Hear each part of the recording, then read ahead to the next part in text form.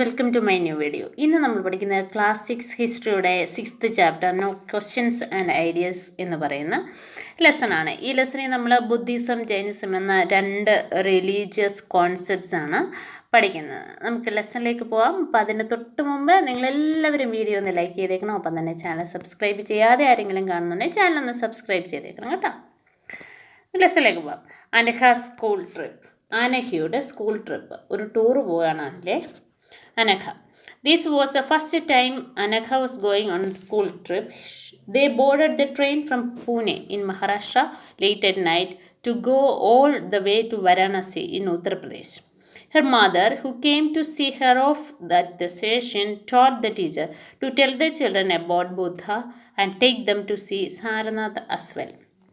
അപ്പോൾ ഇവർ എന്താണ് പൂനെയിൽ നിന്ന് റെയിൽവേ സ്റ്റേഷനിൽ നിൽക്കുകയാണ്. പൂനെ റെയിൽവേ സ്റ്റേഷനിൽ നിൽക്കുകയാണ് അനഘയും ഫ്രണ്ട്സും. അവരെന്താണ് വാരണസിയിലേക്ക് പോകുകയെന്നാണ്, അതായത് ഉത്തർപ്രദേശിലെ വാരണസി എന്ന് പറയുന്ന സ്ഥലത്തേക്ക് പോവുകയാണ്. അപ്പോൾ അവരുടെ അമ്മ, അനഘയുടെ അമ്മ ടീച്ചറിനോട് പറയാണ് ബുദ്ധനെക്കുറിച്ചും അദ്ദേഹത്തിൻ്റെ പ്രീച്ചിങ്സിനെക്കുറിച്ചും, അതായത് അദ്ദേഹത്തിൻ്റെ പ്രത്യേകതകളെക്കുറിച്ചും പിന്നെ അതുപോലെ സാരനാഥിനെക്കുറിച്ചും ഈ കുട്ടികളോടൊന്ന് പറഞ്ഞു കൊടുക്കണം എന്ന് അനഘയുടെ അമ്മ ആവശ്യപ്പെടുകയാണ് കേട്ടോ. ഇനിയും ബുദ്ധൻ്റെ സ്റ്റോറിയാണ് നമ്മൾ പറയുന്നത്. Siddhartha, also known as Gautama, the founder of Buddhism, was born about 2500 years ago. This was the time to rapid change in the lives of the people. അതായത് ഗൗതമ ബുദ്ധ എന്ന് പറയുന്ന ആൾ, അദ്ദേഹത്തിൻ്റെ പേരെന്താണ്, സിദ്ധാർത്ഥ എന്നായിരുന്നു. അദ്ദേഹമാണ് ബുദ്ധിസം 2500 വർഷങ്ങൾക്ക് മുമ്പ് തുടങ്ങിയത്. ആ ഒരു സമയം എന്ന് പറയുന്നത് സോഷ്യൽ ലൈഫിൽ, അതായത് ആൾക്കാർക്കിടയിൽ ഒരുപാട് ചേഞ്ചസ്, മാറ്റങ്ങൾ നടന്ന സമയമായിരുന്നു. നമ്മൾ ചാപ്റ്റർ 5 പഠിച്ചിട്ടുണ്ട് ജനപദത്തിനെ കുറിച്ച് അല്ലേ. അപ്പോൾ ആ സമയത്ത് വളരെ പവർഫുള്ളായിട്ട് ജനപദാസ് ഒക്കെ വരുന്ന സമയമാണ് mahajanapadas. New cities were developing and the life was changing in the village as well. പലപ്പോഴും സിറ്റിയിലെയും വില്ലേജിലെയും എല്ലാം ലൈഫ് വളരെയധികം മാറിക്കൊണ്ടിരുന്നു. പിന്നെ ഈ ചേഞ്ചസ് ഒക്കെ മനസ്സിലാക്കാൻ, അല്ലെ സൊസൈറ്റിയിലെ സമൂഹത്തിൽ ആൾക്കാർക്കിടയിൽ മനസ്സിലാക്കി കൊടുക്കാൻ വേണ്ടിയിട്ട് ഉള്ള ചിന്തകന്മാരും ഉണ്ടായിരുന്നു. They also wanted to try and find out the true meaning of life. അതുപോലെ ജീവിതത്തിൻ്റെ യഥാർത്ഥ അർത്ഥത്തെക്കുറിച്ചും അതിൻ്റെ ലക്ഷ്യങ്ങളെക്കുറിച്ചും ഈ ചിന്തകന്മാർ സമൂഹത്തിലുള്ള ആൾക്കാരെ പറഞ്ഞു മനസ്സിലാക്കുകയും ചെയ്തിരുന്നു. ബുദ്ധൻ ജനിച്ച ക്ഷത്രിയനായിരുന്നു അദ്ദേഹം. ക്ഷത്രിയൻ എന്ന് പറഞ്ഞാൽ ആരാണ്, രാജാവായിരുന്നു. അപ്പോൾ ഗൗതമ ബുദ്ധ എന്ന് പറയുന്ന സിദ്ധാർത്ഥൻ ഒരു എന്തായിരുന്നു, രാജകുമാരനായിരുന്നു. അദ്ദേഹം ഉൾപ്പെട്ട ഗണ സാഖ്യഗണ എന്നായിരുന്നു പറയുന്നത്. അദ്ദേഹം ചെറിയ ആളായിരുന്നപ്പോൾ, ചെറുപ്പക്കാരനായിരുന്ന സമയത്ത് തന്നെ അദ്ദേഹം എന്ത് ചെയ്തു, കൊട്ടാരത്തിൽ താമസിച്ച ആളല്ലേ, അദ്ദേഹം എല്ലാ സുഖസൗകര്യങ്ങളോടും ജീവിച്ച ആളാണ്. ആ സുഖസൗകര്യങ്ങളെല്ലാം ഉപേക്ഷിച്ച് അറിവ് നേടാനായിട്ട് എന്ത് ചെയ്തു, നമ്മൾ പാലസിൽ നിന്ന്, കൊട്ടാരത്തിൽ നിന്ന് കൊട്ടാരം വിട്ടിങ്ങ് പോന്നു. He left the comforts of the home in search of knowledge. He wandered for several years, meeting and holding discussions with other thinkers. പിന്നെ അദ്ദേഹം ചെയ്തത് മറ്റ് ചിന്തകരുമായിട്ട് പല കാര്യങ്ങൾ ഇങ്ങനെ ചർച്ച ചെയ്ത് ഓരോ അറിവുകൾ നേടുകയായിരുന്നു. Finally, he decided to find his own path to realization and meditated for days on end under the people tree at Bodhgaya in Bihar. ബീഹാറിലെ ബോധഗയ എന്ന് പറയുന്ന സ്ഥലത്ത് ഒരു ആൽമരത്തിൻ്റെ ചുവട്ടിൽ അദ്ദേഹം ദിവസങ്ങളോളം മെഡിറ്റേറ്റ് ചെയ്തു, ധ്യാനത്തിലായി. Where he attained enlightenment. അവിടെ വെച്ചാണ് അദ്ദേഹത്തിന് ബോധോദയം ഉണ്ടായി എന്ന് പറയുന്നത്, എൻലൈറ്റൻമെൻറ്റ് ഉണ്ടായത്. After that he was known as the Buddha or the wise മാൻ.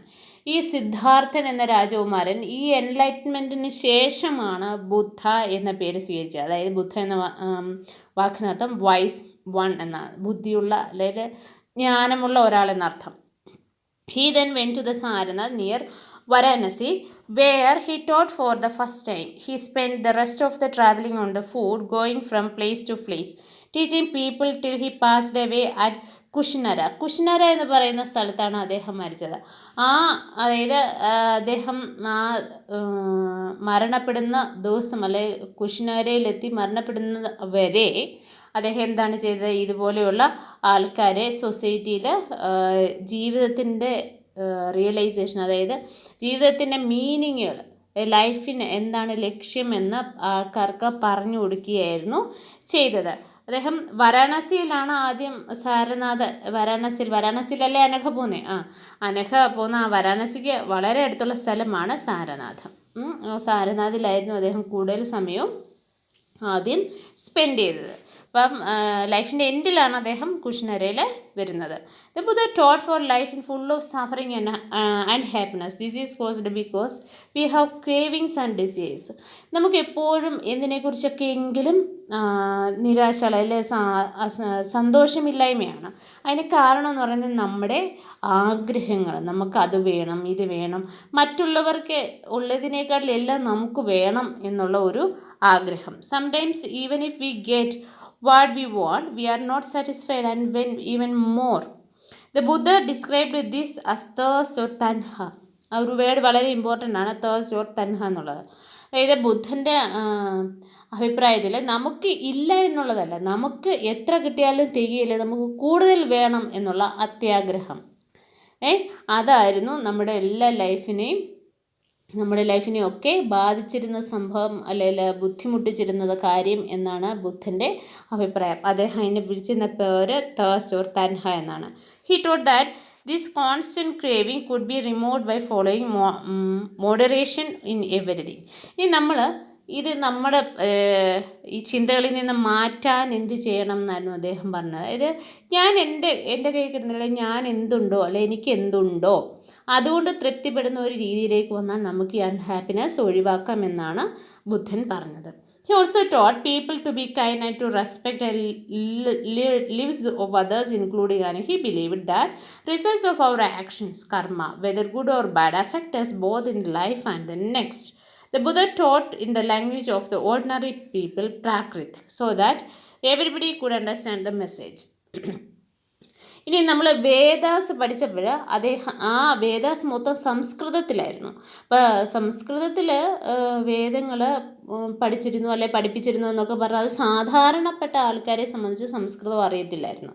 അവർ സാധാരണയായിട്ട് പ്രാകൃതിക് എന്ന് പറയുന്ന ഒരു ലാംഗ്വേജ് ആയിരുന്നു ഉപയോഗിച്ചിരുന്നത്. ആ ഭാഷയിലായിരുന്നു ബുദ്ധൻ ആൾക്കാർക്ക് ഈ കാര്യങ്ങളൊക്കെ പറഞ്ഞു കൊടുത്തിരുന്നത്. അപ്പോൾ അദ്ദേഹം പറയുന്നത് നമ്മളെല്ലാവരോടും കൈൻഡ് ആയിരിക്കണം, ദയവുള്ളവരായിരിക്കണം, റെസ്പെക്റ്റുള്ള, ഈവൻ ആനിമൽസിനോട് പോലും. അങ്ങനെയാണ് അദ്ദേഹം പറഞ്ഞത്. അതുപോലെ അദ്ദേഹം നമ്മുടെ ആക്ഷൻസിനെല്ലാം കർമ്മ എന്നാണ് വിളിച്ചിരുന്നത്. അതുപോലെ ഓരോ ആക്ഷൻസും നമ്മളെ ഫോളോ അപ്പ് ചെയ്യും. ഐ മീൻസ് നമ്മൾ ചെയ്യുന്ന ഓരോ പ്രവൃത്തിയുടെ ഫലവും നമ്മൾ അനുഭവിക്കുക തന്നെ ചെയ്യുമെന്നാണ്. അത് ഗുഡ് ഓർ ബാഡ്. നമ്മൾ നല്ലത് ചെയ്താൽ നമുക്ക് നല്ലത് കിട്ടും, മോശം കാര്യങ്ങൾ ചെയ്താൽ മോശമായ അനുഭവങ്ങളായിരിക്കും ഉണ്ടായിരിക്കും. അദ്ദേഹം പറയുന്നത് ഈ ലൈഫ് മാത്രമല്ല, ടു ദ നെക്സ്റ്റ്. അദ്ദേഹം പുനർജന്മത്തിൽ വിശ്വസിച്ചിരുന്നു. അതായത് ഇനിയുള്ള ജന്മങ്ങളിലും നമ്മുടെ കർമ്മഫലം നമ്മളെ ഹോണ്ട് ചെയ്യും എന്നാണ് അദ്ദേഹം പറഞ്ഞിരുന്നത്. നമുക്ക് പുനർജന്മം ഉണ്ടോ ഇല്ലയോ എന്നൊന്നും അറിയത്തില്ല, but Buddha preaches like this. ബുദ്ധൻ ഇങ്ങനെയായിരുന്നു പറഞ്ഞത്. He also encourage people to think for themselves rather than the simply accept what he said. അദ്ദേഹം കൂടുതലും പറയുന്നത് ആൾക്കാരെ കൊണ്ട് ചിന്തിപ്പിക്കുകയായിരുന്നു, അല്ലാതെ വെറുതെ അദ്ദേഹം പറഞ്ഞത് കേൾക്കണം എന്നുള്ള രീതിയല്ല, ആൾക്കാരെ കൊണ്ട് ചിന്തിപ്പിച്ചത് ശരിയാണോ എന്ന് ചിന്തിച്ച് മനസ്സിലാക്കാനുള്ള ഒരു അവസരം അദ്ദേഹം കൊടുത്തിരുന്നു. പിന്നെ ഈ സ്റ്റോറി വളരെ ഇമ്പോർട്ടൻ്റ് ആയിട്ട് വളരെ ഫേമസ് ആയിട്ടുള്ള ഒരു സ്റ്റോറിയാണ്. അതായത് കിസ ഗൗതമി എന്ന് പറയുന്ന ഒരു ലേഡിയുടെ സ്റ്റോറിയാണ്. ഇത് കിസ ഗൗതമി എന്ന് പറയുന്ന ഒരു ലേഡി, ആ വുമണിന് ഒരു മകനുണ്ടായിരുന്നു. ആ കുട്ടി മരിച്ചുപോയി. അപ്പോൾ സ്ത്രീ വളരെ വിഷമിച്ച് ഈ ബോഡിയും എടുത്ത്, അത് അവർക്ക് അത് അക്സെപ്റ്റ് ചെയ്യാൻ പറ്റുന്നില്ലായിരുന്നു, തൻ്റെ മകൻ മരിച്ചു പോയി എന്നുള്ളത്. അവർ ആ ബോഡിയും എടുത്ത് സിറ്റിയിലൂടെയെല്ലാം നടക്കുകയാണ്. ഈ കുഞ്ഞിന് തിരിച്ച് ജീവൻ ആർക്ക് കൊടുക്കാൻ പറ്റുമെന്ന്. അപ്പം ഇവരുടെ ഈ മനോവേദ കണ്ട് ഒരാൾ ബുദ്ധൻ്റെ അടുത്തേക്ക് ഈ സ്ത്രീയും കൂട്ടി ചെല്ലുകയാണ്. സ്ത്രീയെ കൂട്ടി ചെന്നിട്ട് ഇങ്ങനെ പറയുകയാണ്, എൻ്റെ കുഞ്ഞിന് തിരിച്ച് തരണം. അപ്പം അദ്ദേഹം പറയുന്നത്, നീ ഏതെങ്കിലും ഒരു വീട്ടിൽ ചെന്നിട്ട് എന്ത് ചെയ്യണമെന്നറിയാമോ, നിൻ്റെ ഒരു കൈ നിറയെ മസ്റ്റാർഡ് എന്ന് പറഞ്ഞാൽ എന്താണ്, കടുക്, ഒരു കൈ നിറയെ കടുക് വാങ്ങിച്ചുകൊണ്ടിരിക്കുക എന്നാണ്. പക്ഷേ വീടിന് പ്രത്യേകതയുണ്ട്, അവിടെ ഒരിക്കലും ഒരു മരണം നടന്നിട്ടുണ്ടാവരുത്. ആ വീട്ടിൽ ഒരിക്കലും ഒരു മരണം നടന്നിട്ടില്ലെങ്കിൽ എന്തു ചെയ്യും, നീ ഒരു കൈ നിറച്ച് കടുക് കൊണ്ടുവന്ന് എൻ്റെ കയ്യിൽ തന്നാൽ തീർച്ചയായിട്ടും ഞാൻ നിൻ്റെ കുഞ്ഞിന് ജീവൻ തിരിച്ച് നൽകാമെന്ന് പറഞ്ഞു. സോ ഈ ലേഡി എന്ത് ചെയ്തു, ഓരോ വീടുകളിലും ചെല്ലുമ്പം ഓരോ വീടുകളിലും അവരുടെ ചിലപ്പം ഗ്രാൻഡ് പാരൻസ് മരിച്ചിട്ടുണ്ടാവും, അതല്ലെങ്കിൽ അങ്കിൾ ആൻറ്റി അങ്ങനെ ആരെങ്കിലും മരിച്ചിട്ടുണ്ട്, അല്ലെങ്കിൽ പാരൻസ്, അല്ലെ സൺ ഓർ ഡോട്ടർ, അങ്ങനെ ആരെങ്കിലും മരിച്ചിട്ടില്ലാത്ത ഒരു വീട് പോലും അവർക്ക് കണ്ടെത്താൻ കഴിഞ്ഞില്ല. അപ്പോൾ അവർക്ക് ഹാൻഡ് ഫുൾ ഓഫ് മസ്റ്റാർഡ് കൊണ്ടുവന്ന് ബുദ്ധന് കൊടുക്കാനും പറ്റിയില്ല. അവർ വളരെ വിഷമത്തോடு വന്ന് പറഞ്ഞു, എന്താണ് പറഞ്ഞത്, ഇങ്ങനെ ഒരു മരണമെങ്കിലും നടക്കാത്ത ഒരു വീടും ഞാൻ ഇതുവരെ കണ്ടില്ല. സോ ബുദ്ധ പറയുന്നു, മരണം എന്ന് പറയുന്നത് എന്താണ്, ഇന്നെവിറ്റബിളായിട്ടുള്ള ഒരു കാര്യമാണ് എന്ന് ആ സ്ത്രീയെ പറഞ്ഞ് മനസ്സിലാക്കി വിടുന്ന ഒരു സ്റ്റോറി, വളരെ ഫേമസ് ആയിട്ടുള്ള ഒരു സ്റ്റോറിയാണ്. അപ്പം ഇതിനകത്ത് നിന്ന് ബുദ്ധൻ പറഞ്ഞ് മനസ്സിലാക്കിയത് ഇത്രയേ ഉള്ളൂ, മരണം എന്ന് പറയുന്നത് ഏത് നിമിഷവും ആർക്കും വരാവുന്ന ഒന്നാണ്. അത് നമുക്കൊരിക്കലും എന്ത് ചെയ്യാൻ പറ്റത്തില്ല, പ്രിവെൻറ്റ് ചെയ്യാൻ പറ്റുന്ന ഒന്നല്ല. ഇനി 6 school of Indian philosophy. Indian ഫിലോസഫിയിലുള്ള ഒരു 6 തരത്തിലുള്ള സ്കൂൾസ് ഉണ്ട്. അത് ഏതൊക്കെയാണെന്ന് നോക്കാമേ. Over centuries, India's intellectual exploration of truth has become to be represented by the 6 systems of philosophy. These are known as Vaisheshika, Nyaya, Samkhya, Yoga, Purvamimamsa and Vedanta or Uttaramimamsa. ഇത്രയും കാര്യങ്ങളായിരുന്നു നമ്മൾ 6th school of Indian philosophy പറയുന്നത്. അത് അങ്ങനെ തന്നെ പഠിച്ചോളൂ കേട്ടോ. There are 6 systems of philosophy are said to have been founded by sages Konada, Gautama,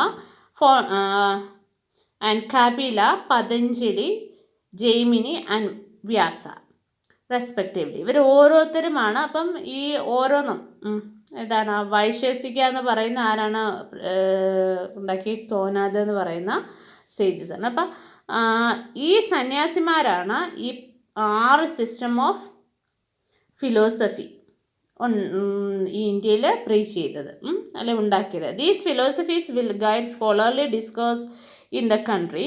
German born British Indologist Friedrich Max Muller has observed that the 6 systems of philosophy were developed over many generations with contributions made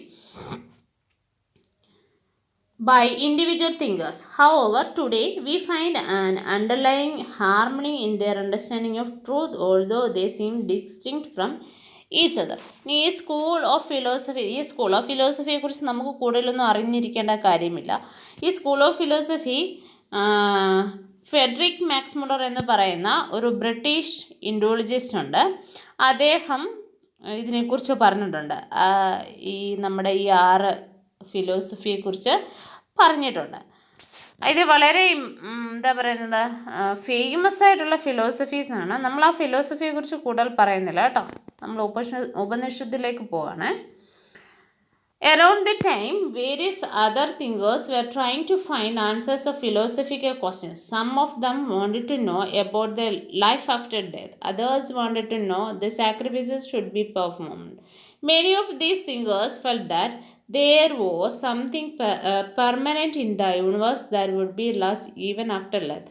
They described this as the Atma, or the individual soul, and the Brahman, or the universe's soul. They believed that ultimately both the Atma and the Brahma were one. അപ്പോൾ ഈ പല philosophies ഉണ്ടെന്ന് പറഞ്ഞല്ലോ. ഈ ഫിലോസഫിയിൽ കൂടുതൽ ആൾക്കാരും ചിന്തിച്ചിരുന്നത്, പലരും പല രീതിയിലാണ് ചിന്തിച്ചത്. അപ്പോൾ പല ഫിലോസഫേഴ്സും ഫിലോസഫേഴ്സ് എന്ന് പറഞ്ഞാൽ തത്വചിന്തകർ. അപ്പോൾ ഈ തിങ്കേഴ്സ് എല്ലാം ചിന്തിച്ചത് ലൈഫ് ആഫ്റ്റർ ഡെത്ത്, നമ്മുടെ മരണം കഴിഞ്ഞ് കഴിഞ്ഞാൽ നമ്മൾ എന്താണ്, എവിടെ പോകുന്നു, എങ്ങനെയാണ് എന്നൊക്കെ. ചിലർ അങ്ങനെയല്ല വിചാരിച്ചിരുന്നത്. അതായത് എന്തൊക്കെ സാക്രിഫൈസസ് ഷുഡ് ബി, നമ്മൾ ഈ ത്യാഗങ്ങൾ അല്ലെങ്കിൽ ബലികളൊക്കെ നടത്തുന്ന എന്തിനു വേണ്ടിയല്ലേ, അതിനെക്കുറിച്ചായിരുന്നു. എന്തുവരുന്നെങ്കിലും എല്ലാ ആൾക്കാരും പറഞ്ഞിരുന്ന ഒരു കാര്യമുണ്ട്. അതായത് നമുക്ക് ആത്മാവ്, ബ്രഹ്മ, ഈ 2 കാര്യങ്ങളുണ്ട്. ആത്മാവെന്ന് പറഞ്ഞാൽ നമ്മുടെ ഇൻഡിവിജ്വൽ സോളും, ബ്രഹ്മ എന്ന് പറഞ്ഞാൽ യൂണിവേഴ്സൽ സോളും. ഇങ്ങനെ 2 കാര്യങ്ങളെക്കുറിച്ച് അവർക്ക് എല്ലാവർക്കും ഒരേ അഭിപ്രായമായിരുന്നു. Many of their ideas were recorded in the Upanishads. They were part of the later Vedic texts. Upanishads literally means approaching and sitting near, and the text contains conversation between teachers and students. Often ideas were presented through simple dialogues. ഈ ഉപനിഷത്സ് എല്ലാം ടീച്ചറും കുട്ടികളും അധ്യാപകരും വിദ്യാർത്ഥികളും തമ്മിലുള്ള സംവാദങ്ങളായിട്ടാണ്, അല്ലെങ്കിൽ conversation, സംഭാഷണങ്ങളായിട്ടാണ് എഴുതിയിരിക്കുന്നത്. അതായത് കുട്ടികൾ ചോദ്യം ചോദിക്കുന്നു, അതിന് ഉത്തരം അധ്യാപകർ പറയുന്നു എന്ന രീതിയിലാണ്, സംഭാഷണങ്ങളായിട്ടാണ്. Most Upanishadic thinkers were men, especially Brahmins and Rajas. Occasionally there were mention of women thinkers such as Gargi, Abhala, Ghosha and Maitreyi, who were famous for their learning and participated in debates. Poor people rarely took the part of the discussions. മെജോറിറ്റിയും പുരുഷന്മാരായിരുന്നു ഈ ഉപനിഷത്തുകളുടെ thinkers എന്ന് പറയുന്നത്. പക്ഷെ വളരെ കുറച്ച് സ്ത്രീകളും ഉണ്ടായിരുന്നു. അവരുടെ പേരാണ് പറഞ്ഞത് ഗാർഗി, അബല, ഘോഷ ആൻഡ് മൈത്രേയി. ഇവരൊക്കെയും നല്ല പണ്ഡിതകളായിരുന്നു. പക്ഷേ സാധാരണ മനുഷ്യരെ സംബന്ധിച്ച് അവരാരും ഈ ഡിസ്കഷനിൽ ഉണ്ടായിരുന്നില്ല എന്നുള്ളതാണ് സത്യം. ബ്രാഹ്മൺസും രാജാസുമായിരുന്നു ഈ ഡിസ്കഷൻസിലൊക്കെ ഉണ്ടായിരുന്നത്. One famous exception was Satyakarma Jabala, who was named after his mother, the slave woman Jabali, and he had a deep desire to learn about reality and accepted as a student by a Brahmin teacher named Gautama. ഇതിനകത്തിൽ പാവപ്പെട്ട ആൾക്കാരൊന്നും ഇല്ലെന്ന് പറഞ്ഞാൽ, പക്ഷെ അതിനൊരു വ്യത്യാസം ഉണ്ടായിരുന്നു. അതായത് ജബേലി എന്ന് പറയുന്ന ഒരു സ്ലേവ് വുമൺ, അടിമയായ സ്ത്രീയുടെ മകനായ സത്യകാമ ജബാല എന്ന് പറയുന്ന ആൾ, അദ്ദേഹത്തിന് അറിയാനുള്ള ആഗ്രഹം, അറിവ് നേടാനുള്ള ആഗ്രഹം കൊണ്ട് ഗൗതമ എന്ന് പറയുന്ന ഒരു ബ്രാഹ്മണൻ്റെ അടുത്ത് നിന്ന് അറിവ് നേടി അദ്ദേഹം ഒരു നല്ല ഫിലോസഫിക്കൽ തിങ്കറായിട്ട് മാറുകയും ചെയ്തു. And many of the ideas of Upanishads were later developed by the famous thinker Shankaracharya. Shankaracharya നമുക്കറിയാം, കാലടി ആണ് അദ്ദേഹത്തിൻ്റെ ജന്മസ്ഥലം, ശങ്കരാചാര്യരുടെ. അപ്പം നമ്മുടെ കേരളത്തിന് വളരെയധികം അഭിമാനിക്കാവുന്ന ഒരു ഫിലോസഫിക്കൽ തിങ്കറാണ് ശ്രീ ശങ്കരാചാര്യ. അദ്വൈതം എന്ന് പറയുന്ന കോൺസെപ്റ്റ് തന്നെ ശ്രീ ശങ്കരാചാര്യൻ്റെയാണ്. നമുക്ക് അത് പിന്നെ ശങ്കരാചാര്യരെ കുറിച്ച് പിന്നെ നമുക്ക് പഠിക്കാം. പാണിനി ദ ഗ്രമേറിയൻ, അതായത് ഗ്രാമർ പഠിപ്പിച്ച, അല്ലെ ഗ്രാമറിനെ കുറിച്ച് മനസ്സിലാക്കിയും നമ്മൾ ഇന്ന് പഠിക്കുന്ന എല്ലാ ഗ്രാമറും ബേസ് പാണിനി എന്ന് പറയുന്ന ആളിൻ്റെയാണ്. This was also the time when other scholars were at work. One of the most famous was Panini, who prepared a grammar for Sanskrit. He arranged the vowels and consonants in special order and then used this to create formula like those found in algebra. He used this to write about the rules of the language in short formulae, around 3000 of them. ഇനിയും ഇദ്ദേഹം പാണി എന്ന് പറയുന്ന ആൾ സംസ്കൃത ഗ്രാമറിനെ കുറിച്ചാണ് നമ്മൾ പറയുന്നത് കേട്ടോ, അല്ലാതെ ഇംഗ്ലീഷ് ഗ്രാമറിനെ കുറിച്ചല്ല. നമ്മുടെ ഞാൻ പറഞ്ഞല്ലോ, വേദിക് ലാംഗ്വേജ് എന്ന് പറയുന്നത് തന്നെ സംസ്കൃത ആണ്. സംസ്കൃതിൽ നിന്നാണ് നമ്മൾ പല പല കാര്യങ്ങളും, ഗ്രാമറിൻ്റെ പല പല ഭാഗങ്ങളും, ഈവൻ മലയാളത്തിലേക്ക് തന്നെ നമ്മൾ എടുത്തിരിക്കുന്നത് സംസ്കൃതം ബേസ് ചെയ്തിട്ടാണ്. അപ്പം സ്വരാക്ഷരങ്ങളും കൺസണൻസും വവലും സ്വരാക്ഷരങ്ങളും വ്യഞ്ജനാക്ഷരങ്ങളും ചേർത്ത് അദ്ദേഹം ഒരുപാട് ഓർഡറിലാക്കി ഒരുപാട് ഗ്രാമർ അദ്ദേഹം കണ്ട് പിടിച്ചിട്ടുണ്ട്. കുറേ ഫോർമുലാസ് നമ്മൾ ഇംഗ്ലീഷിന് പഠിക്കുന്ന പോലെ തന്നെ മലയാളത്തിൽ നിങ്ങൾ കുറച്ച് മലയാളം എടുത്തിട്ടുള്ള ആൾക്കാർക്ക് കുറച്ചൊക്കെ ഗ്രാമർ അറിയാം. അതുപോലെ നമ്മൾ സംസ്കൃതം പഠിക്കുന്ന കുട്ടികളുമുണ്ട് നമ്മുടെ കൂട്ടത്തിൽ കേട്ടോ. അപ്പം അങ്ങനെ സംസ്കൃതം പഠിക്കുന്ന കുട്ടികൾക്കും ഇത് പെട്ടെന്ന് മനസ്സിലാവും. ഈ ഗ്രമേറിയനെ കുറിച്ച് അവർ പഠിക്കുന്നുണ്ടാവും. ഇനി നമ്മൾ ബുദ്ധിസത്തെക്കുറിച്ചാണ് പറഞ്ഞുകൊണ്ടിരുന്നത്. അപ്പം ഇനി നമ്മൾ ജൈനിസം എന്ന് പറയുന്ന കോൺസെപ്റ്റാണ് പറയുന്നത്.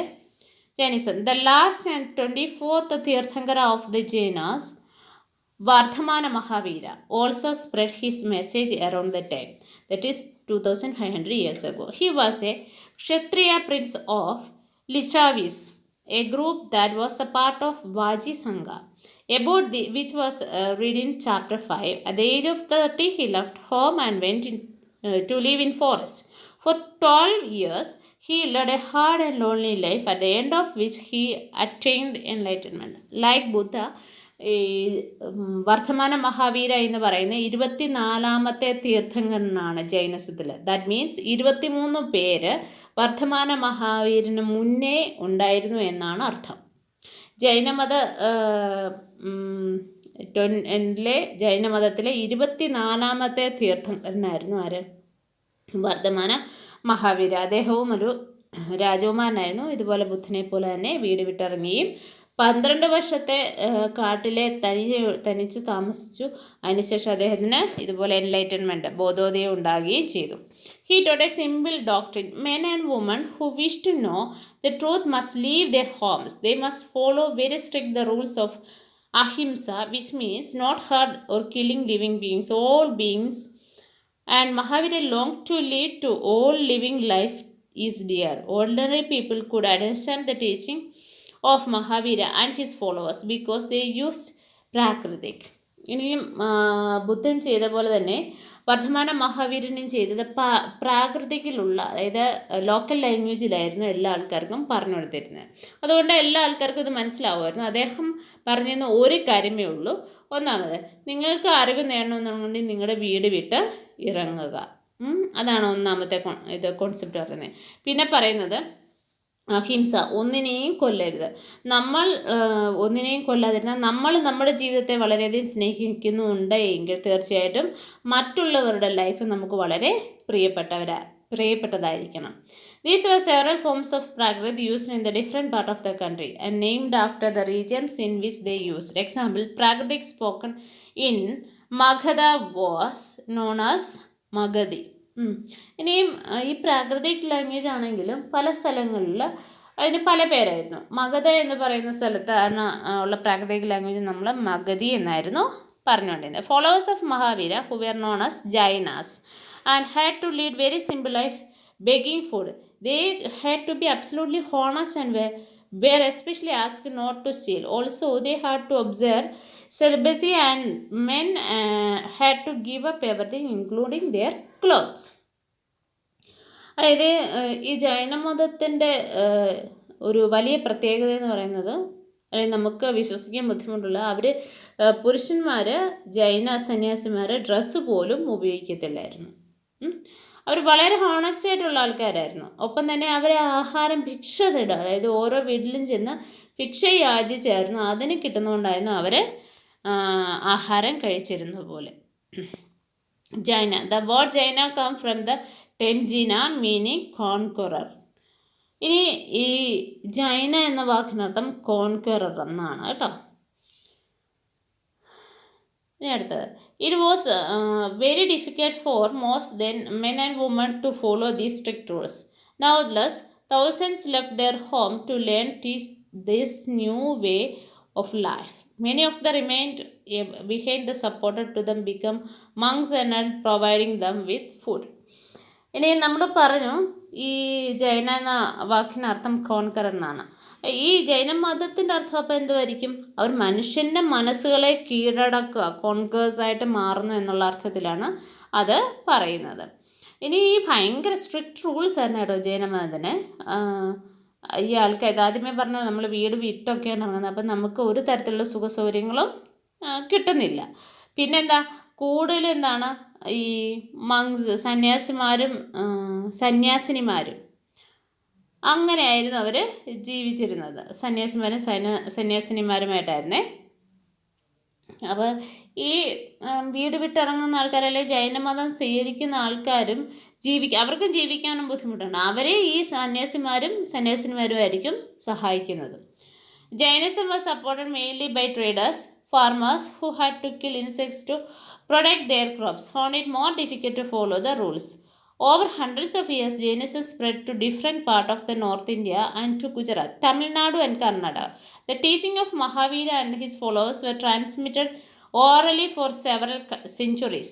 They were written down in the form of which they presently available in the place called Vallabhi in Gujarat about 1500 years ago. ഇനി നമ്മൾ പറയുന്നത്, ഇത് കൂടുതലും ഫാർമേഴ്സും ട്രേഡേഴ്സും ഒക്കെ ആയിരുന്നു ജൈനമതത്തിൻ്റെ വിശ്വാസികൾ. പക്ഷെ പ്രശ്നം എന്താണെന്ന് വെച്ചാൽ ഇവർക്ക് ഒന്നിനെയും കൊല്ലരുത് എന്നാണ്. സോ നമുക്കറിയാം ഫാർമേഴ്സിനൊക്കെ ഇൻസെക്ട്സിനെയൊക്കെ കൊല്ലാൻ അല്ലാതെ പറ്റത്തില്ല. അവർക്ക് എങ്ങനെയാണ് കൃഷി ചെയ്യുമ്പം കീടങ്ങളെയൊക്കെ കൊല്ലാതിരിക്കാൻ പറ്റത്തില്ല. അപ്പോൾ അവർക്കൊക്കെ ഇത് ഭയങ്കര ബുദ്ധിമുട്ടായിരുന്നു ഇവരുടെ ഈ റൂൾസൊക്കെ ഫോളോ ചെയ്യാൻ. കൂടുതലും ജൈനമതം ഓറലി ഒരാളിൽ നിന്ന് വേറൊരാളിലേക്ക് ഇങ്ങനെ പറഞ്ഞ്, അതായത് ഇൻസ്ക്രിപ്ഷൻസ് ഒന്നും, അതായത് നമ്മൾ എഴുതി വെച്ചിരിക്കുന്ന ഫലങ്ങളൊന്നും ഇല്ലാതെ എന്താണ് പറഞ്ഞ് ഓറലി ആയിരുന്നു കൂടുതലും. ഗുജറാത്ത്, തമിഴ്നാട്, കർണാടകയൊക്കെ ആയിരുന്നു വളരെയധികം ജൈന ഡിവോട്ടീസ് അല്ലേ, ജൈന മതത്തിൻ്റെ പ്രീച്ചേഴ്സ് അല്ലെങ്കിൽ ജൈന മതം വിശ്വസിക്കുന്ന ആൾക്കാർ ഉണ്ടായിരുന്നത്. അതിലേറ്റവും ഫേമസ് ആയിട്ടുള്ള സ്ഥലം എന്ന് പറയുന്നത് ഗുജറാത്തിലെ വല്ലഭിയായിരുന്നു. നിസംഗ. Both Mahavira and the Buddha felt that only those who left their home could gain true knowledge. ഈ ബുദ്ധിസത്തിൻ്റെ ജൈനിസത്തിൻ്റെ ഒരു കോമൺ കോൺസെപ്റ്റ് എന്ന് പറയുന്നത് നമ്മൾ വീട് വിട്ടിറങ്ങിയാൽ മാത്രമേ നമുക്ക് കറക്റ്റായിട്ടുള്ള നോളജ് അല്ലെങ്കിൽ അറിവ് കിട്ടൂ എന്നായിരുന്നു ഇവർ രണ്ടുപേരും വിശ്വസിച്ചിരുന്നത്. They arranged for them to stay together in the sanghas and association of those who left their homes. അതുകൊണ്ട് ഈ വീട് വിട്ടിറങ്ങിയ ആൾക്കാരെ സംരക്ഷിക്കാൻ അവർക്ക് എല്ലാവർക്കും കൂടെ ജീവിക്കാനായിട്ട് സംഘ എന്ന് പറയുന്ന ഒരു അസോസിയേഷൻ തന്നെ ഉണ്ടായിരുന്നു. And the rulers made for the Buddha sangha were written down in the book called വിനയ പീതക എന്ന് പറയുന്ന സ്ഥലം എന്ന ബുക്കിൽ ഇതിനെക്കുറിച്ച് എഴുതിയിട്ടുണ്ട്. From this we know that there were separate branches of men and women. All men could join the Sangha. However, the children had to take the permission of their parents, and slaves that other masters, those who worked for the king, had to take the permission, and debtors that of creditors, women had to take their husband's permission. ഇനി നമുക്ക് വെറുതെ ഒരാൾക്ക് ഈ സംഘത്തിലേക്ക് ചെന്ന് ചേരാനൊന്നും പറ്റത്തില്ലായിരുന്നു. സ്ത്രീകൾക്ക് വേറെ സംഘവും പിന്നെ അതെന്താണ് പുരുഷന്മാർക്ക് വേറെയും ഉണ്ടായിരുന്നു. പിന്നെ അതുപോലെ കുട്ടികളെ പാരൻസിൻ്റെ സമ്മതത്തോട് മാത്രമായിരുന്നു സംഘത്തിലേക്ക് ചേർക്കുന്നത്, അല്ലെങ്കിൽ വുമണിനെ ഹസ്ബൻഡിൻ്റെ സമ്മതത്തോടെയാണ്, അല്ലെങ്കിൽ കടം എടുത്ത ആളിനെ ആ കടം കൊടുത്ത ആളിൻ്റെ സമ്മതത്തോട് മാത്രമേ ചേർക്കുമായിരുന്നു. അങ്ങനെ സ്ലേവ്സിനെ അവരുടെ ഓണേഴ്സിനോട് ചോദിച്ചിട്ട് എടുക്കാറ്, കിങ്ങിൻ്റെ രാജാവിൻ്റെ ആൾക്കാരാണെങ്കിൽ രാജാവിനോട് പെർമിഷൻ ചോദിച്ചിട്ട് മാത്രമേ ഈ സംഘത്തിലേക്ക് എടുക്കത്തുള്ളായിരുന്നു. Men and women who joined the sangha led simple life.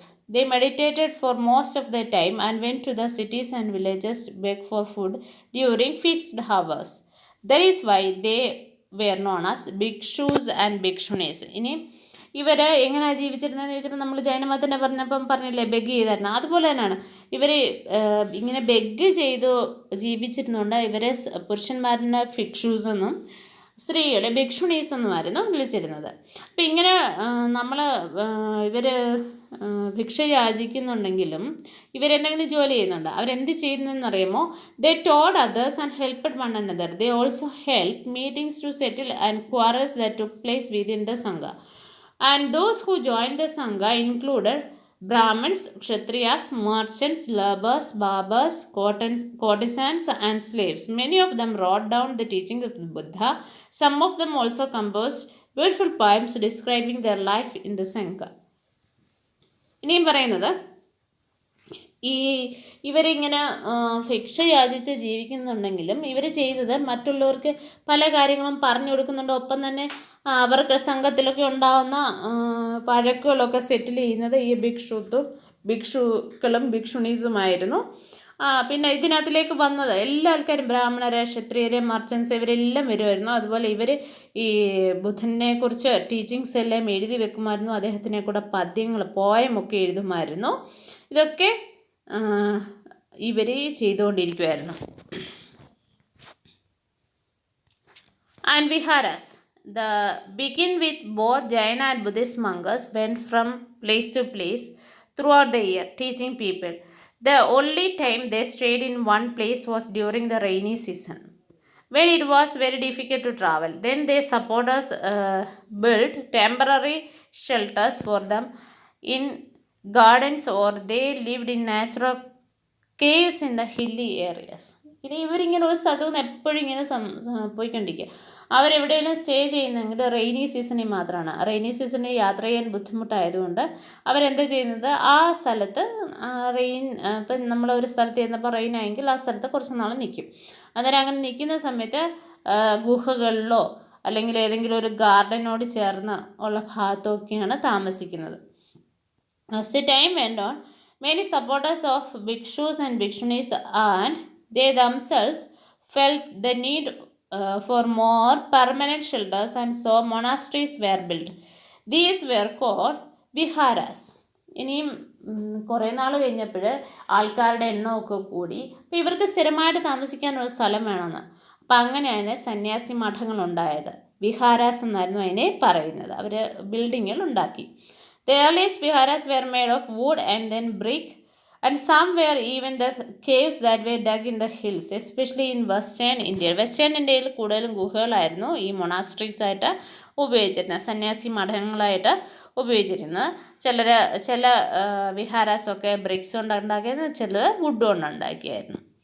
A Buddhist text tells us, just as the waters of rivers lost their names and separateness when they flow into the mighty ocean, so are varna and the ranks and families forgotten when the followers of Buddha join the order of monks. അതായത് ഈ എന്താ പറയുന്നത്, ബുദ്ധമതത്തിലേക്ക് എന്ന ഭിക്ഷുസും ഭിക്ഷുണീസുമായിട്ടുള്ള ആൾക്കാർ അവരുടെ പഴയ life അവർ മറന്നു പോവുക, അല്ലെങ്കിൽ ആ പഴയ ആൾക്കാർ ഇവരെയും മറന്നു പോവുകയാണ് ചെയ്യുന്നത്. എന്താ കാര്യം, അതാണ് പറയുന്നത്. അതായത് ഒരു നദി ചെന്ന ഓഷ്യനിലോട്ട് ചേരുന്ന പോലെ, അപ്പം നദിയുടെ ആ പേരെ നമ്മൾ മറന്നു പോകും, അത് ഓഷ്യൻ്റെ പേരായി അല്ലേ. ആ നദി ചെന്ന് ഓഷ്യനിലേക്ക് വരും എന്ന് പറയുന്ന പോലെയാണ് ഇവർ ബുദ്ധമതത്തിലേക്ക് ചേർന്ന് അതിലേക്ക് പോകുമ്പോൾ പിന്നെ ആ ഒരു ഇൻഡിവിജ്വൽ ഇല്ല, പകരം ആ ഒരു ബുദ്ധമത ഗ്രൂപ്പിൽ ആ ഒരു റിലീജിയസ് ആയിട്ടുള്ള കുറേ ആൾക്കാർ എന്നുള്ള നിലയിലാണ് അറിയപ്പെടുന്നത്. Very often the land on which the vihara were built was donated by rich merchants or landowners or the king. The local people came to gift of food, clothing and medicines for the bhikshus and bhikshunis. In return they taught people. Over the centuries Buddhism spread to many parts of subcontinent and beyond. ഇനി ഇവർ ഈ monasteries ഒക്കെ ഉണ്ടല്ലോ, വിഹാരാസ് ഒക്കെ ഉണ്ടാക്കി ഇവർ താമസിക്കുന്നു. അങ്ങനെ താമസിക്കുമ്പം ഈ ലാൻഡ് ഓണേഴ്സ് അല്ലെങ്കിൽ നല്ല വസ്തുവൊക്കെ കിങ്, ലാൻഡ് ഓണേഴ്സ്, മർച്ചൻസ്, കച്ചവടക്കാർ, ഇവരുടെയൊക്കെ സ്ഥലത്തായിരുന്നു ഇവർ ഈ വിഹാരകൾ ഉണ്ടാക്കുന്നത്. അപ്പോൾ ഉണ്ടാക്കുന്ന ആൾക്കാർ അവരെവിടെ താമസിക്കുമ്പോൾ ഈ സാധാരണ ആൾക്കാരൊക്കെ ഇവർക്ക് എന്തെങ്കിലുമൊക്കെ കൊണ്ടു കൊടുക്കും. അപ്പോൾ ഇവരതിന് പകരം എന്ത് ചെയ്യും, എന്തെങ്കിലും അവർക്ക് പറഞ്ഞു കൊടുക്കും, ടീച്ചിങ്സ് അവർ കൊടുക്കാറുണ്ട്. അങ്ങനെ ബുദ്ധിസം വളരെയധികം സ്പ്രെഡ് ചെയ്തു. A new form of Buddhism known as Mahayana Buddhism now developed. This had two distinct features. Earlier the Buddha's presence was shown in the sculpture by using certain signs. For instance, his attainment of enlightenment were shown by the sculptures of the peepal tree. ഇനി ഈ Mahayana Buddhism എന്ന് പറയുന്ന ഒരു group ബുദ്ധിസത്തിലുണ്ടായി. അവരെന്ത് ചെയ്യുന്ന അറിയാമോ, ഈ ബുദ്ധൻ്റെ sculpture means ശില്പങ്ങളുണ്ടാക്കുകയും people ട്രീയെ ഒക്കെ എൻലൈറ്റൻമെൻറ്റ് നടന്ന പീപ്പിൾ ട്രീയുടെ അടിയിൽ വെച്ചാണല്ലോ, അപ്പോൾ അതൊക്കെ അവർ എന്താക്കി ശില്പങ്ങളായിട്ട് വെച്ചു. Now statues of the Buddhas were made. എന്താണ്, ബുദ്ധൻ്റെ പ്രതിമകൾ അവരുണ്ടാക്കി. Many of these were made in Mathura while others were made in Taxila. മധുരയിലും തക്ഷശിലയിലുമായിരുന്നു ഏറ്റവും കൂടുതൽ എന്നുണ്ടാക്കിയിരുന്നത് സ്റ്റാച്യൂസ് ഉണ്ടാക്കിയിരുന്നു. The second change was the believe in Bodhisattva. Bodhisattva എന്ന് പറയുന്ന ഒരു കോൺസെപ്റ്റാണ്. These were suppose to be persons who had attained enlightenment കിട്ടുന്ന ആൾക്കാർക്ക് ഉള്ള ഒരു ഡിസ്ക്രൈബ് ചെയ്യുന്നതാണ് ബോധിസത്വ എന്ന് പറയുന്നത്. ഇനി സ്റ്റേജസ് ഓഫ് ലൈഫ്, ഇത് നമ്മൾ മനസ്സിലാക്കിയിരിക്കുന്നതാണ്. ആശ്രമങ്ങൾ, വർണ്ണാശ്രമങ്ങൾ എന്നാണ് ഇത് പറയുന്നത് കേട്ടോ. 4 ആശ്രമാസ്, ബ്രഹ്മചര്യ, ഗൃഹസ്ഥ ആൻഡ് വാനപ്രസ്ഥ ആൻഡ് സന്യാസ. അപ്പോൾ ബ്രഹ്മചര്യ എന്ന് പറയുന്നത് നമ്മൾ കുട്ടിയായിരിക്കുന്ന സമയത്ത് പഠിക്കുന്ന ഒരവസ്ഥ, അതാണ് ബ്രഹ്മചര്യ എന്ന് പറയുന്നത്. നമ്മൾ വേദങ്ങളൊക്കെ ഉപനിഷത്തുകളൊക്കെ പഠിക്കുന്നു. ഗൃഹസ്ഥ എന്ന് പറയുന്നത് മാരി ചെയ്യുകയും ആ വിവാഹം കഴിച്ച് ആ ജീവിതം കുടുംബജീവിതം നയിക്കുകയും വാനപ്രസ്ഥം എന്ന് പറഞ്ഞാൽ എന്താണ്, മെഡിറ്റേഷന് വേണ്ടിയിട്ട് വനത്തിലേക്ക് പോകുന്നു. സന്യാസം എന്ന് പറഞ്ഞാൽ എല്ലാം ഉപേക്ഷിച്ച് ഒരു സന്യാസിയായിട്ട് മാറുന്നു. ഇങ്ങനെ 4 ആശ്രമങ്ങളാണ് ബുദ്ധമതത്തിൻ്റെ ചിന്തയിൽ പറയുന്നത്. Once they attained enlightenment, they could live in complete isolation and meditate in peace. However, instead of doing that, they remained in the world to teach, help other people. The worship of the Bodhisattvas became very popular and spread throughout Central Asia, China and later to Korea and Japan. ഈ ബോധസത്വ എന്ന് പറയുന്ന ആൾക്കാർ, അതായത് enlightenment കിട്ടിയ ആൾക്കാർ, അവരുടെ പ്രധാന ജോലി എന്ന് പറഞ്ഞാൽ മറ്റുള്ളവരെ പഠിപ്പിക്കുക എന്നുള്ളതാണ്. ഇവർ central Asia, China, Korea, Japan ഈ സ്ഥലങ്ങളിലൊക്കെ ഇങ്ങനെ പോയി ഇവരെന്ത് ചെയ്തു, ഈ ബുദ്ധൻ്റെ പ്രീച്ചിങ്സ് എല്ലാം പഠിപ്പിച്ചു. Buddhism spread western and southern India where dozens of caves were hollowed out of the hills or bhikshus to live in. അതായത് ഒരുപാട് കേവ്സ് ഉണ്ടാക്കി, എന്താണ്, ബുദ്ധമത സന്യാസിമാർക്ക് താമസിക്കാൻ വേണ്ടിയിട്ട്. Buddhism also spread south ഈസ്റ്റ്വേർഡ് to Sri Lanka, Myanmar, Thailand and other part of south east Asia including Indonesia. The other forms of Buddhism known as Theravada Buddhism was more popular in these areas. ഇനി നമ്മൾ ആദ്യം പറഞ്ഞത് 2 മാറി എന്നാണ് പറഞ്ഞത്. അതിലെ second പാർട്ടിൻ്റെ പേരാണ് തേരവദ Buddhism. അതായിരുന്നു ഈ ഇന്തോനേഷ്യ പോലെയുള്ള സ്ഥലങ്ങളിൽ സ്പ്രെഡ് ചെയ്തിരുന്നത്. ഇനി pilgrims. Men and women are undertake journeys to places in order to offer worship. The best known of these Chinese Buddhist pilgrim Fahian, who came to the subcontinent, Huizang, and Qing, who came about 50 years after Huizang, and they come to visit places associated with the life of the Buddha as well as famous monasteries. അപ്പം ഈ ഹുയാൻസാങ് എന്ന് പറയുന്ന ആൾ, ചിങ് എന്ന് പറയുന്ന ആൾ ഒക്കെ, ഈ ഫാഹ്യ എന്ന് പറയുന്ന ആൾ, ഇവരൊക്കെ ഈ ബുദ്ധിസ്റ്റ് പിൽഗ്രിംസ് ആയിരുന്നു, ചൈനക്കാരായിരുന്നു. അവരെല്ലാം ഇതുപോലെ ഫേമസ് മൊണാസ്ട്രീസ് വിസിറ്റ് ചെയ്യും. അവിടെ എന്തൊക്കെയാണോ ബുദ്ധൻ്റെ ബുദ്ധമതക്കാരല്ലേ ഭിക്ഷുണീസ് അവരുടെയൊക്കെ ജീവിതങ്ങളെക്കുറിച്ച് പഠിക്കുകയും ചെയ്തു. Each of these pilgrims left in account of they wrote of the dangers they encountered on their travels, which been often took years of the countries and monasteries that they visited, and the books they carried back with them. അപ്പോൾ ഇവർ ഇതിനെക്കുറിച്ച് പഠിക്കുകയും ഇതിനെക്കുറിച്ച് എഴുതുകയും ബുക്കുകളിൽ എഴുതുകയും ചെയ്തു. അങ്ങനെ ബുക്കുകളിൽ എഴുതിയതുകൊണ്ടാണ് ഇത് ബുദ്ധമതത്തെക്കുറിച്ച് കൂടുതൽ പലർക്കും അറിയാൻ കഴിഞ്ഞത്. അവർ എന്തൊക്കെ ബുദ്ധിമുട്ടുകളാണ് അവിടെ ഇതിനോടകം, അതായത് ഈ തീർത്ഥാടകരായി വന്നപ്പോൾ, ബുദ്ധമത തീർത്ഥാടകരായി വന്നപ്പോൾ അവർ അനുഭവിക്കേണ്ടി വന്നത് എന്നുമുള്ള കാര്യങ്ങളെല്ലാം ആ ബുക്കിൽ അവർ എഴുതി വെച്ചിട്ടുണ്ട്. നളന്ദ, ഈ unique centre of learning. Nalanda ഒരു സർവകലാശാലയാണ്, ഒരു study centre. Saying the other pilgrims spent time studying in Nalanda, Bihar, the most famous Buddhist monastery of the period. This is how he described it. The teachers are men of highest ability and talent. They follow the teachings of Buddha in all sincerity. The rules of the monasteries were strict and everyone has to follow them. അവരുടെ പുസ്തകത്തിൽ, ഹുയാൻസാങ്ങിൻ്റെ പുസ്തകത്തിൽ എഴുതിയിരിക്കുന്നതാണ്. Teachers വളരെ talented ആയിട്ടുള്ള ടീച്ചേഴ്സായിരുന്നു, പക്ഷെ ഭയങ്കര strict ആയിട്ടുള്ള rules ആയിരുന്നു. വളരെ സിൻസിയറായിട്ട്, വളരെ ആത്മാർത്ഥതയോടെയായിരുന്നു അവിടെയുള്ള ടീച്ചേഴ്സ് പഠിപ്പിച്ചിരുന്നത്. അതുപോലെ എല്ലാ ദിവസങ്ങളും ധാരാളം ഡിസ്കഷൻസ് നടക്കുമായിരുന്നു. And old and young men mutually help one another. പ്രായം ചെന്നവരും ചെറുപ്പക്കാരും എല്ലാം അങ്ങോട്ടും ഇങ്ങോട്ടും സഹായിക്കുമായിരുന്നു. Men from different cities came here to settle their doubts. പല സ്ഥലത്തു നിന്ന് ആൾക്കാർ വന്ന് സംശയങ്ങളൊക്കെ ദൂരീകരിക്കുമായിരുന്നു, സംശയങ്ങൾക്കൊക്കെ ആൻസർ കണ്ടെത്തിക്കൊണ്ട് പോകുമായിരുന്നു. The gate keeper also ask new entrance difficult questions. They are allowed to enter only after they had able to answer these. 7 or 8 out of every 10 are not able to answer. ഇനിയും അതിൻ്റെ gate keeper, Nalanda എന്ന് പറയുന്ന learning ഇൻസ്റ്റിറ്റ്യൂട്ടിൻ്റെ gate keeper കുറേ questions ചോദിക്കും. അതിൽ 10 question ചോദിച്ചാൽ 7 8 തന്നെ answer ചെയ്യാൻ വളരെ ബുദ്ധിമുട്ടാണ്. അപ്പോൾ അദ്ദേഹം ചോദിക്കുന്ന ക്വസ്റ്റ്യൻസിനൊക്കെ ഉത്തരം പറഞ്ഞെങ്കിൽ മാത്രമേ എന്ത് ചെയ്യൂ, അതിനകത്തേക്ക് കടത്തി വിടുകയുള്ളായിരുന്നു. അപ്പോൾ നമ്മുടെ ഈ ലെസൺ ഇവിടെ അവസാനിക്കുകയാണ്. എല്ലാവർക്കും ലെസൺ മനസ്സിലായി എന്ന് വിചാരിക്കുന്നു. Thank you and have A nice day. നമുക്ക് വളരെ പെട്ടെന്ന് തന്നെ പുതിയൊരു വീഡിയോയുമായി വീണ്ടും കാണാം.